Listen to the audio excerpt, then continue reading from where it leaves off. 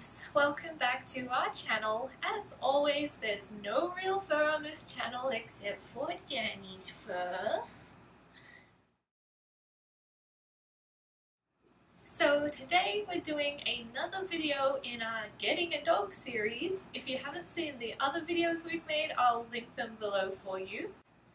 And today's video is all about naming your dog because I think names are really important. We thought a long time before naming Danny Danny. I knew I wanted to name him either Danny or Phantom after my favorite cartoon, but when I met him, he was such a sweet dog that I decided that Phantom was too scary a name for him. So his name became Danny, and Phantom is his middle name. So yeah, his name is Danny Phantom, which suits him perfectly because he has ghost eyes. I don't know if you've seen this on our videos before, but sometimes when he is asleep, he will sleep with his eyes open, but they look completely white. So he has ghost eyes when he's asleep. So yeah, that is why his name is Danny Phantom. And I don't know if you've seen my video that I made about how I got my name, but yeah, I was born on the day that the new Teen Titans comic book came out, the one with Raven in it, so that's why I was named after that character. So yeah, let's see what things I came up with for some ideas to name your dog. So the first one, which I think is really important, is to choose a name that is 2 syllables.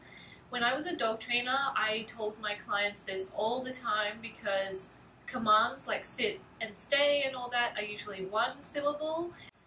And there has been research done that found out that dogs can actually understand as many words as a 2 or 3-year-old human child. So they can understand really simple 1 and 2 syllable words, so if you name them a name with 2 syllables, then they can tell the difference between their name and the command. So I would recommend that. And anything more than 3 syllables is too long because, trust me, puppies have a very short attention span, and by the time you've finished saying their name, which is longer than 3 syllables, they've already been distracted by something else. So yep, 2 syllables is the perfect amount for a name when you're naming your dog. So yeah, that is the first thing. The second thing is to choose something that suits your dog's personality. So as I explained in this video, that's why we decided to name Danny Danny, and it just really suits him. Everyone around here knows him as Danny. They'll say hi when we're out on our walk and stuff, like our neighbors all know him as Danny, all his fans know him as Danny, and yeah, he just is Danny. You can also name them after something that's like a physical trait.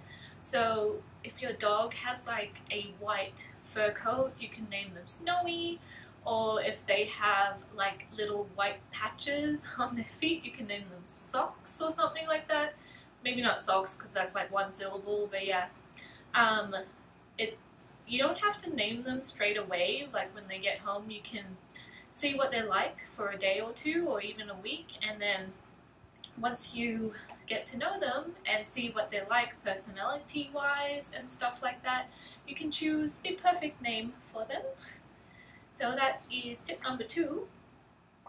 And tip number 3 is also really important. So choose something that you do not mind yelling out in public, because when you take your dog to the park, you will have to yell out their name for them to come back to you. So I would avoid words like murder and fire and stuff like that. So don't name your dog those things. Yeah, if you want a scary name, choose something like Phantom or, I don't know, Ghost maybe. I guess that name would be popular because of Game of Thrones, even though it's like 1 syllable. But yeah, it doesn't have to be 2 syllables. I just think it's easier for the dog to understand the difference between their name and a command.